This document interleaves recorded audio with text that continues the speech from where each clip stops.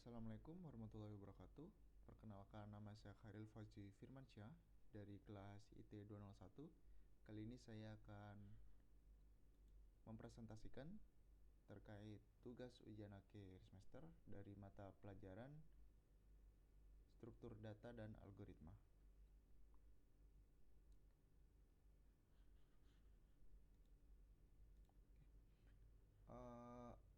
Apa itu grafik atau graph? Grafik atau graph adalah sebuah struktur data yang digunakan untuk merepresentasikan hubungan antara objek-objek. Objek-objek ini juga dapat disebut node atau vertex, sedangkan hubungan antara node disebut edge atau penghubung. Seperti kita dapat membayangkan, yaitu sebuah peta jalan yang terdapat kota-kota dan di sini berperan sebagai node dan jalan yang menghubungkan antar kota, dan kita bisa menyebut layaknya edge. Lalu, mengapa graph atau grafik itu penting? Terdapat beberapa hal mendasar yang membuat graph itu penting, yaitu salah dari duanya, yaitu visualisasi. Graph atau grafik membantu seseorang untuk dapat melihat pola atau tren dalam suatu data yang banyak dan kompleks dengan bentuk yang mudah dipahami berdasarkan dari data awal atau data mentah. Jadi untuk data-data sebelumnya yang mungkin data-data masih berbentuk angka biasa yang mungkin untuk beberapa orang cukup kesulitan, maka graph ini membantu untuk memahami tersebut dengan dapat menampilkan bentuk chart dan sebagainya. Lalu yang kedua yaitu problem solving. Banyak dari algoritma yang dirancang untuk bekerja pada sebuah grafik. Contohnya seperti untuk mencari jalan terpendek, lalu pewarnaan peta, dalam hal ini seperti pewarnaan kedalaman laut, lalu tinggi dari sebuah dataran, dan juga dapat menganalisa suatu jaringan sosial. Terdapat beberapa jenis grafik. Untuk yang pertama, dikelompokkan berdasarkan arah edge, yaitu yang pertama directed graph. Pada directed graph, setiap edge memiliki arah tertentu, semisalkan mengikuti jalan satu arah. Lalu undirected graph, yaitu setiap edge tidak memiliki arah tertentu, misalkan layaknya jalan dua arah. Lalu untuk jenis grafik yang kedua, berdasarkan kelompok keberadaan cycle-nya. Yang pertama yaitu cyclic graph, yaitu jenis graph yang mengandung jalur yang kembali ke titik awal, misalkan layaknya jalan lingkaran. Lalu yang kedua yaitu acyclic graph, yaitu graph yang tidak mengandung jalur yang kembali ke titik awal, misalkan pohon keluarga atau struktur tree untuk pada keluarga yang awalnya dari kakek, lalu lanjut ke orang tua kita, lalu lanjut ke anak hingga cucu dan seterusnya. Untuk yang ketiga, dibedakan dari jenis bobot edge. Yang pertama yaitu weighted graph, yaitu setiap edge memiliki nilai numerik yang menunjukkan biaya atau jarak dari node 1 ke node yang dihubungkan. Lalu yang kedua unweighted graph, yaitu semua edge dianggap memiliki bobot yang sama. Berbeda dari weighted graph, unweighted graph ini tidak memiliki bobot layaknya biaya atau jarak seperti pada weighted graph.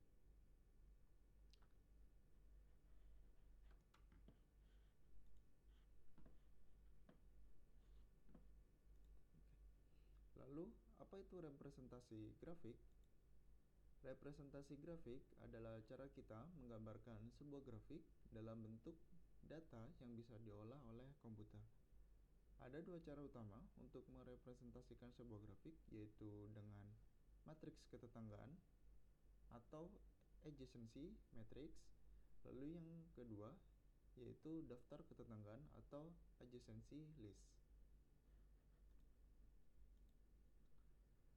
Untuk matriks ketetanggaan atau adjacency matrix yaitu sebuah matriks dua dimensi di mana baris dan kolomnya mewakili node-node dalam grafik. Nilai-nilai pada elemen-elemen matriks tersebut menunjukkan adanya atau tidak adanya edge antara dua node.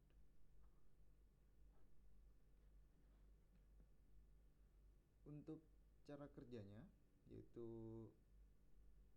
jika ada edge dari node I ke node J, maka elemen pada baris I kolom J akan bernilai 1 atau nilai bobot jika grafik berbobot, dan jika tidak ada edge maka nilainya adalah 0. Kelebihan dari matriks ini yaitu mudah dipahami dan diimplementasikan, terutama untuk operasi yang berhubungan dengan pemeriksaan apakah ada edge antar dua node. Kekurangannya yaitu membutuhkan banyak memori untuk grafik yang memiliki sedikit edge, karena sebagian besar elemen matriks akan bernilai 0. Jadi elemen-elemen yang tidak memiliki edge atau dalam hal ini node maka tetap akan disimpan namun bernilai 0. Maka jika ada ribuan data yang mungkin memiliki nilai 0, jadi akan tetap disimpan, dan hal ini akan cukup memberatkan memori pada komputer atau sistem operasi yang menjalankan. Lalu lanjut ke daftar ketetanggaan atau adjacency list. Adjacency list ini yaitu cara lain untuk merepresentasikan graf dalam teori graf. Ini adalah cara representasi yang lebih efisien dibandingkan dengan adjacency matrix, terutama untuk graf yang jarang atau yang memiliki jumlah edge jauh lebih sedikit dibandingkan dengan jumlah kemungkinan pasangan simpul atau pasangan antar node yang memiliki edge.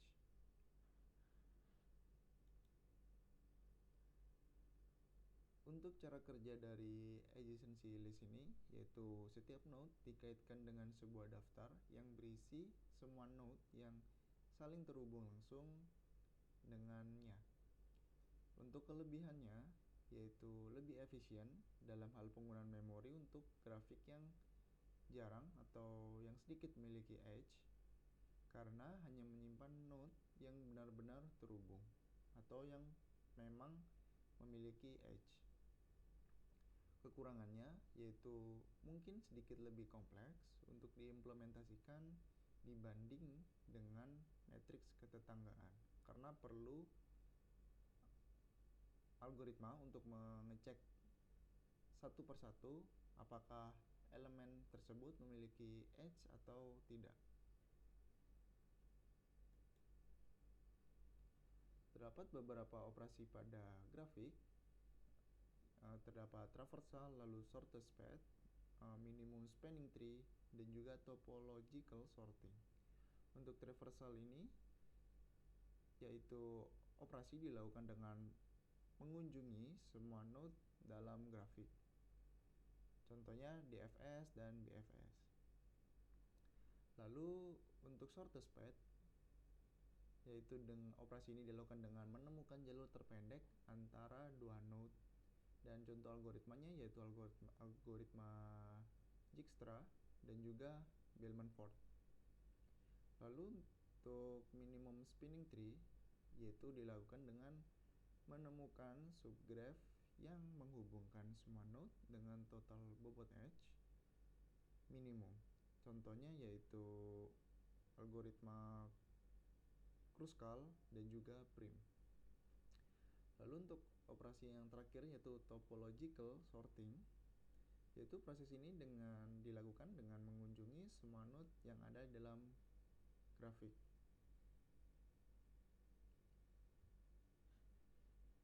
Oke, selanjutnya yaitu cara pengaplikasian grafik itu sendiri. Pengaplikasian grafik ini lebih sering atau lebih umum digunakan, contohnya seperti pada jaringan sosial, yaitu dengan menganalisis hubungan antara pengguna dan juga bisa untuk merekomendasikan teman, layaknya pada aplikasi mungkin seperti Facebook ataupun Instagram. Lalu pada peta bisa juga menggunakan grafik untuk menemukan rute terpendek antara satu titik ke titik lainnya, dan juga dapat digunakan untuk menganalisis lalu lintas agar menemukan rute yang terbaik dan juga yang terpendek. Juga sering digunakan untuk algoritma pencarian, yaitu untuk memecahkan masalah seperti puzzle ataupun permainan. Lalu yang selanjutnya yaitu bioinformatika untuk menganalisis struktur molekul, dan yang terakhir rekayasa perangkat lunak yaitu untuk menganalisis dependensi dan juga untuk visualisasi arsitektur sistem. Kesimpulannya, grafik adalah sebuah konsep yang sangat penting dalam ilmu komputer, dan dengan memahami konsep dasar grafik, kita dapat memiliki alat yang kuat untuk memecahkan dan mengatasi berbagai macam masalah ke depannya. Referensi dari presentasi ini diambil dari Corman, Leserson, C. Rivers, dan Steinche, yaitu berjudul Introduction to Algorithms yang diterbitkan oleh MIT Press, dan juga Skeena dengan literaturnya yang berjudul The Algorithm Design Manual dan diterbitkan oleh Springer Science and Business Media. Mungkin sampai di sini saja untuk presentasi saya kali ini. Mohon maaf jika ada kekurangan, dan wassalamualaikum warahmatullahi wabarakatuh.